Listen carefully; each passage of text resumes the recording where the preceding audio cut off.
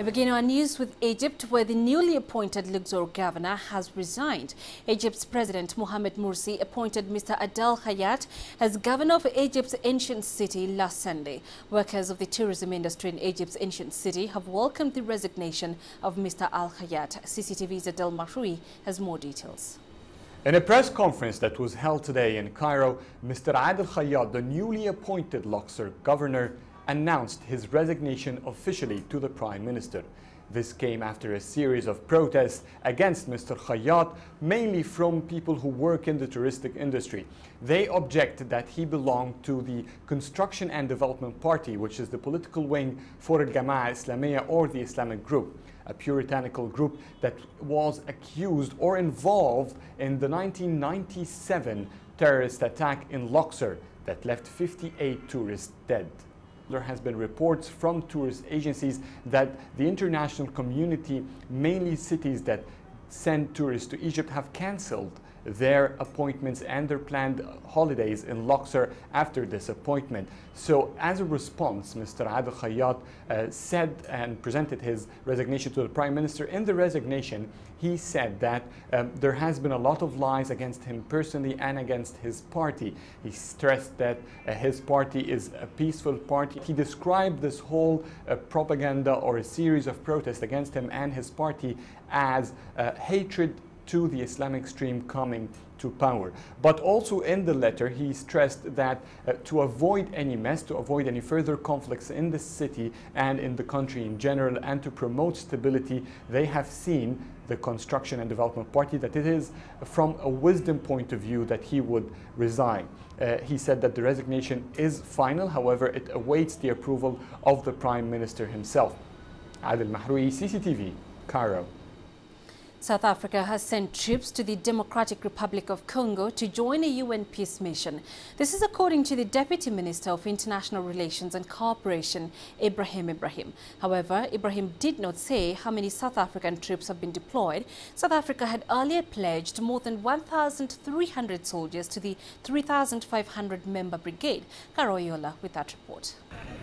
Regaining their ground, South African troops arrived at the Democratic Republic of Congo on Friday. They will be part of a 3,500-member UN peace mission in the country. However, the South African government is facing pressure over sending the peacekeeping force abroad due to suffering a heavy military loss on March 23rd this year. 13 South African peacekeeping soldiers were killed and 27 others injured while fighting with rebel troops outside the Central African Republic's capital, Bangui. South Africa withdrew its troops from the Central African Republic in April, but its government said the casualties would not deter the South African armed forces from doing any other task.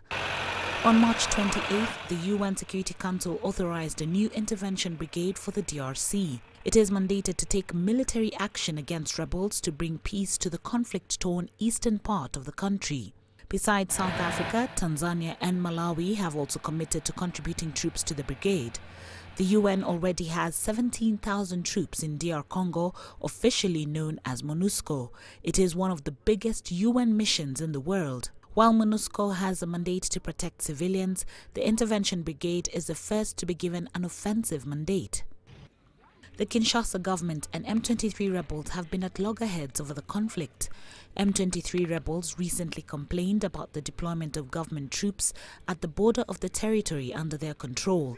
The Congolese army spokesman said they had finalized plans to engage the rebels, but the rebel group has vowed to fight and retain their ground should the government troops strike.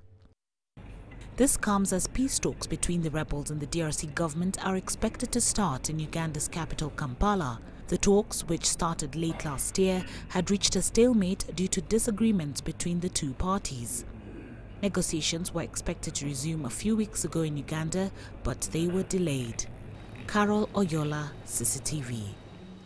An Aeroflot flight supposedly carrying U.S. whistleblower Edward Snowden from Hong Kong landed in Moscow's Sheremetyevo airport on Sunday afternoon. Edward Snowden is a former U.S. National Security Agency contractor sought by the U.S. for leaking details of an extensive surveillance program run by the U.S. government. He fled to Hong Kong on May 20th after exposing two highly classified NSA surveillance programs. The Hong Kong Special Administrative Region government has confirmed that Snowden has left Hong Kong for Moscow on Sunday. Hong Kong authorities also officially informed the U.S. government of his departure. Media reports say Snowden will not stay in Russia but will fly to a third country. Yuli has more. Edward Snowden left Hong Kong just a day after the U.S. pressured Hong Kong to extradite him for espionage charges. A Hong Kong SAR government spokesman said Snowden had left of his own free will. Hong Kong has become the center of a growing controversy since the former NSA contractor fled to the city in early June to spill the U.S. government's surveillance secrets. Waves of petitions and parades were made by supporters in Hong Kong to save their hero. We have no say! But in his homeland, authorities have labeled him a traitor. The U.S. government filed criminal charges against Snowden for espionage and urged Hong Kong to extradite him. Now, of course, the trigger for an arrest warrant, or the arrest warrant itself, could become, or is likely to become, a trigger for Edward Snowden to claim asylum here. Before Snowden left the city, the South China Post offered new details about America's spying activities. Snowden said the U.S. had hacked China's Tsinghua University in Beijing and Chinese mobile phone companies. The U.S. is also alleged to have hacked Asia-Pacific fiber optic network operator PACNEC based in Hong Kong. The Post said Snowden had provided documents listing operational details of specific attacks on computers, including Internet protocol addresses over a 4-year period. Really, CCTV. You're watching Africa Live. Let's take our first break. This hour coming up. South Africans hold special prayers for Nelson Mandela as the former president spends 16th day in hospital.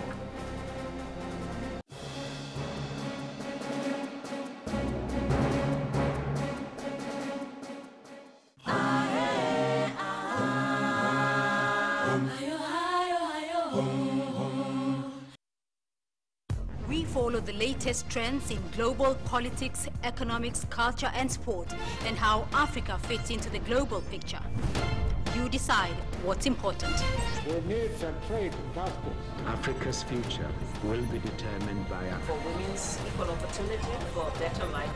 We have to change something, and it's not the outsiders. Talk Africa, a new voice for the world.